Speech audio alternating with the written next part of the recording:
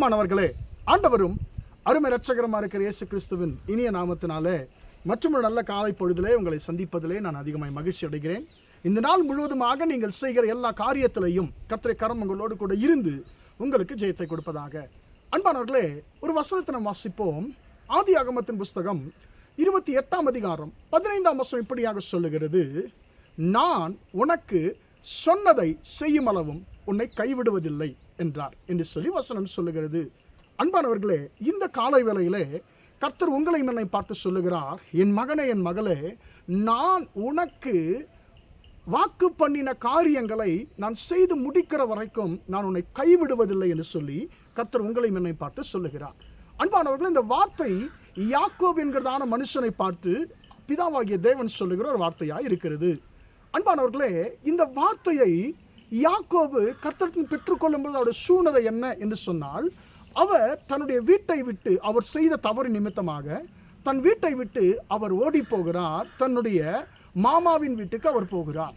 அவருக்கு முன்பாக அவர் என்ன செய்ய வேண்டும், அவர் மாமாவின் வீட்டுக்கு போனால் அவருடைய வாழ்க்கையில் அவர் மேற்கொண்டு என்ன செய்ய வேண்டும், என்ன நடக்கும், எதுவுமே தெரியாது அவருக்கு. எல்லாமே அவருக்கு முன்பதாக ஒரு என்ன சொல்லுவது, ஒன்றுமே இல்லாத ஒரு இருளடைந்த ஒரு சூழ்நிலை, வெறுமை என்று சொல்லுவோம் இல்லைங்களா, பிளாங்க் என்று சொல்லுவோம்.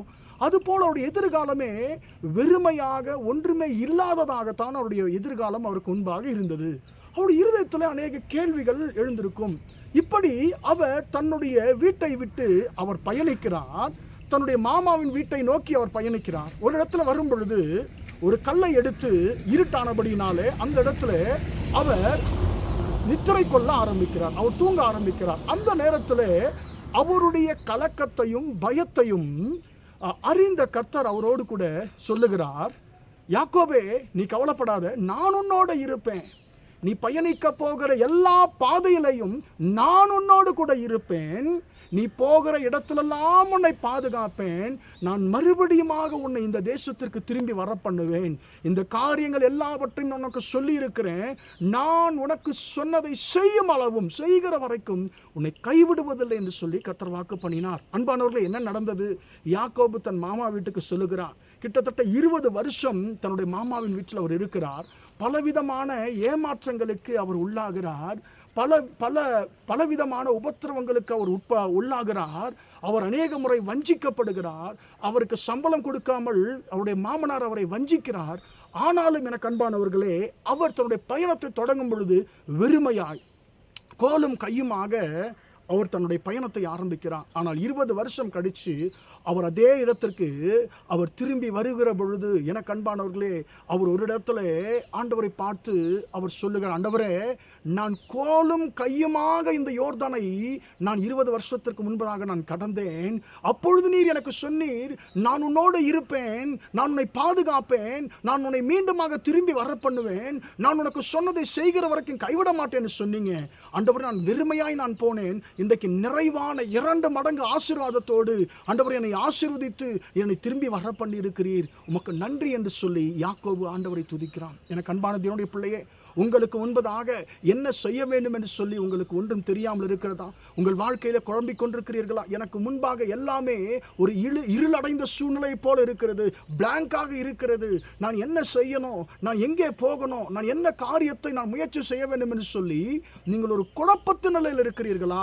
கர்த்தர் சொல்லுகிறான், நான் உன்னோடு இருப்பேன், நான் உன்னை பாதுகாப்பேன், நீ போகிற இடத்துலலாம் நான் உன்னை பாதுகாப்பேன், உன்னை ஒரு நாளும் நான் உன்னை கைவிட மாட்டேன் என்று சொல்லி கர்த்தர் சொல்லுகிறார். எனவே உங்கள் வாழ்க்கையை, உங்கள் பயங்களை அன்பானவர்களே கர்த்தரிடத்தில் ஒப்பு கொடுப்பீர்களா? அவர் உங்கள் வாழ்க்கையிலே நிச்சயமாக உங்களை வெட்கப்படுத்த விட மாட்டார். கர்த்தர் நிச்சயமாக உங்களையும் உங்களுடைய வாழ்க்கையும் உங்கள் எதிர்காலத்தையும் கர்த்தர் ஆசீர்வதித்து உங்களை 2 மடங்கு ஆசீர்வாதத்தினாலே நிரப்புவாராக. ஜெபிப்போமா? இரக்கமுள்ள தகப்பனே, நன்றியோடு துதிக்கிறோம், ஸ்தோத்திரிக்கிறோம்.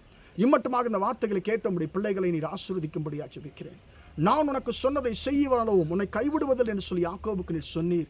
ஆண்டவரே, யாக்கோபுக்கு அநேக உபத்திரவங்கள், பாடுகள் வந்தது ஆண்டவரே. ஆனாலும் எல்லாவற்றையும் யாக்கோபோடு இருந்தீர், ஆசீர்வதித்தீர். அதே போல எங்கள் சகோதர சகோதரிகள் பலவிதமான உபத்திரவங்கள், பாடுகளில் ஆண்டவரே எங்கள் சகோதர சகோதரிகள் இருக்கிறார்கள் ஆண்டவரே. அப்பாவுடைய எதிர்காலம் ஆண்டவர் அவளுக்கு முன்பாக இருளடைந்த சூழ்நிலையில் இருக்கலாம் ஆண்டவரே. ஆனாலும் நீர் இருளை வெளிச்சமாக்குகிற கர்த்தர் ஆண்டவரே. உம்முடைய பிள்ளைகளுடைய எல்லா எதிர்காலத்தையும் ஆண்டவரே நீர் ஆசீர்வதிக்கும்படியா ஜெபிக்கிறேன். அவர்கள் செய்கிற எல்லா காரியத்திலையும் உம்முடைய கரம் கூட இருந்து ஆண்டவரே அவர்களை நடத்தட்டும் என்று சொல்லி ஜெபிக்கிறேன். யாக்கோபு வெறுமையாய் போனார். ஆண்டவரே அவர் திரும்பி வரும்பொழுது 2 மடங்கு ஆசீர்வாதத்தோடு கூட ஆண்டவர் 2 பரிவாரங்களோடு கூட திரும்பி வந்தார் ஆண்டவரே.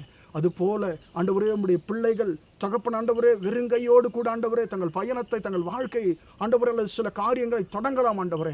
ஆனால் அதை அவர்கள் முடிக்கும் பொழுது 2 மடங்கு ஆசீர்வாதத்தோடு அவர்களை கர்த்தர் ஆசீர்வதித்து நீ நடத்தும்படியா ஜெபிக்கிறேன். இந்த நாள் முழுவதுமாக எங்கள் சகோதர சகோதரிகள் செய்கிற எல்லா காரியத்திலையும் உம்முடைய கரம் கூட இருந்து ஜெயத்தை கொடுக்கட்டும் என்று இயேசுவின் நாமத்தில் ஒப்புக்கொடுத்து ஜெபிக்கிறேன் ஜீவனுள்ள நல்ல பிதாவே. ஆமேன், ஆமேன். பிரியமானவர்களே, கர்த்தர் உங்களை ஆசீர்வதிப்பார். Praise the Lord, praise the Lord.